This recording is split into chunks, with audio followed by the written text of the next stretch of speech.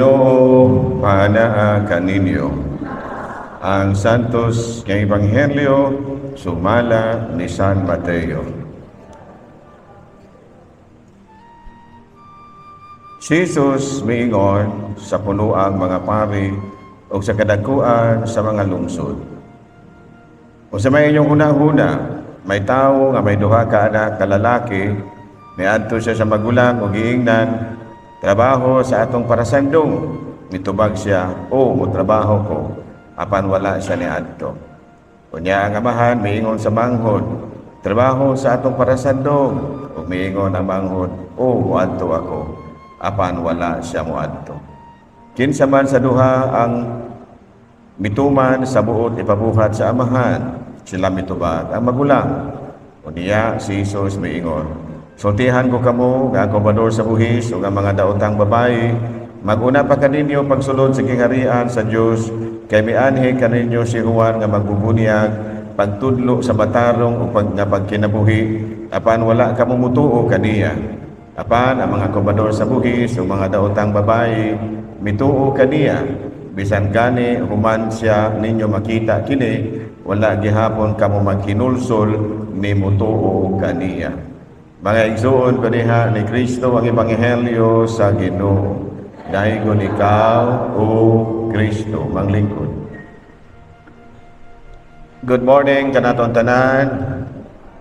Today, ang pinakapunto nga gitudlo karon kanato ni Kristo, ang pinakapulo nga maoy nahimong pinakasentro sa iyang pagtulunan karong Dominggoha, mao ang paghinulsol. Repentance, ingon ni Ana. So makaayo-kaayo alang kanato ang kinaiyang mapaubsanon, kinaiyang mahinulsulon.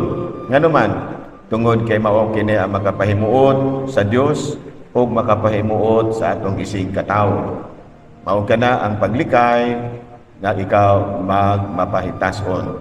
Ang paghinulsol o ang pag-angkon sa imong mga sala maoy makahimo kanimong mapaubsanon. O gani, niingon si Kristo, kinsa katong magpaubos, ipataas. Pero pangutana, nga naman, nga aduna may pipila, nga di yun mo hinulsol sa ilang mga sala. Ang tubag ni Ana, tungod kay aduna man po'y pipila, nga dili yun mo angkon, nga sila sadaan. Kapanalitan, sample. Dunay mo ingon kanimo, nga dunay usa ka tawo nga mo ingon kanimo, no? Nga makasasala ka sa may imong itubag, sa may itubag nimo. Ang uban moingon nga ang ikaw dili ka makasasala, otro baya ka. O dili mo angkon, imbis nga mo hinulsol, ibalik ra pud Hinoo nato. Ay ingon nga, dunay moingon nga, ikaw ba nga naman day ko baga kag nawong sa may tubag nimo.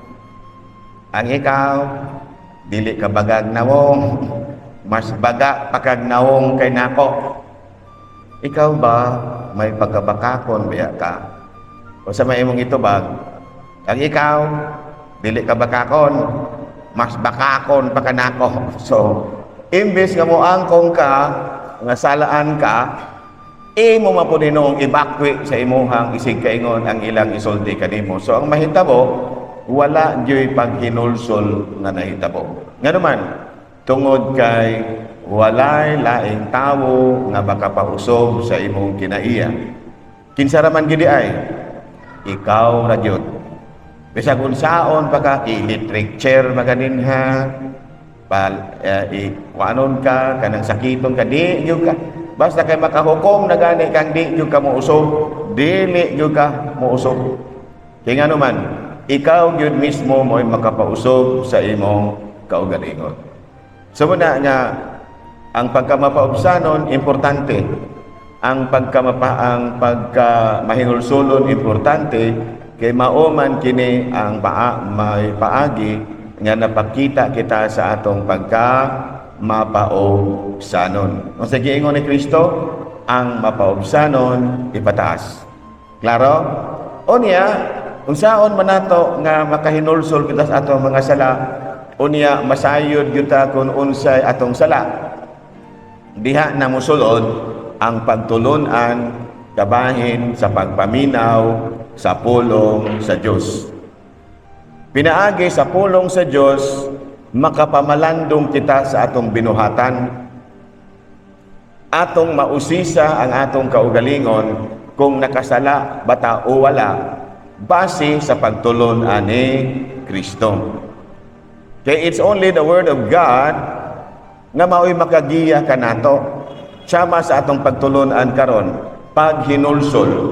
So magiyahan ta kung unsay atong mga sala, makaamgo ta kung unsay atong sala. Muna nga kinahanglan gidi ay nga maminaw kita sa pulong sa Ginoo. Unya kanus ara man nato gitudlo kalagmitan kining pagtulon ani Kristo. Madomingo. Muna nga kinahanglan alang kanato, maayo alang kanato nga musimba kita matag Domingo. Aron nga magiyahan ang atong kuna-una. Nga dili lang ikaw, kamong tanan nga mga miyembro sa pamilya, aron kamong tanan mo'y magiyahan. Kay lisod baya kanimong asawa nga ikaw rin nagiyahan ang imong bana wala. Ngano man, kaya wala may simba-simba.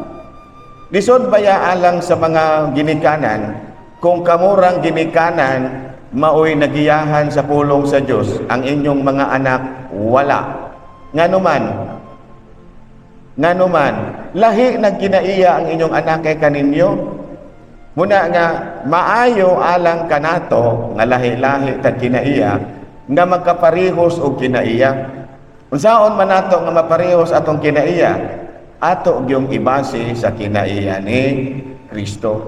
Bisan ka ng inyong mga helper, pasimbahan nag-apil aron maparehos na kinaiya ninyo. Kay wala baya mo kabalog unsay gibuhat anak dito sa kusina. Ug unsay ipakaon sa atong helper, mukaon ra magud ta. Klaro? Basig doon na pagdumot na to. Klaro? No, basig. Kana kumpiyansa mo na inyong helper nga walay simba-simba unsa daw kay kinaiya ana. Wa nga kabalo, mukaon ra magud ta bisag unsay idulot sa atong helper. Susimba ko na. Dila na ako isulti pero simba ko ba? Simba ko. Ug unsay niya dili pag unsa no? Na dunay usa ka helper nga dangayog pasaylo ang agalon. Giingnan nga day sorry kayo ba kaya ako tigkasaba ba yung ko ninyo. Sorry kayo mga pulong na akong gigamit ba? Dili maayo. Pasaylo ay ko day ha. Niingon ang helper, sagdira sir kay nakabalos na mapungko ninyo. Ha? Yun sa man ninyong pagbalos, kana day inyong sudan, luparan man ako na usahay. Gilaliman ka. Oh, kadang inyong sudan sir. Luparan man ako na usahay. Nya sa may kalibutan na to. O sa may kalibutan na to. Na kay kalibutan wala.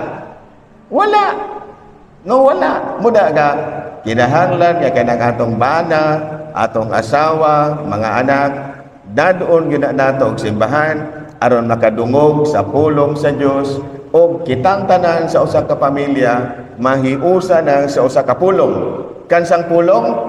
Pulong ni Kristo. Kung ang tibuok pamilya makasunod na sa pagtulunan ni Kristo, mao na ginaygiingon ni Kristo nga ang kalinaw maanaa kaninyo. Nganuman, tungod kay ang pulong ni Kristo magdala gyud na o kalinaw.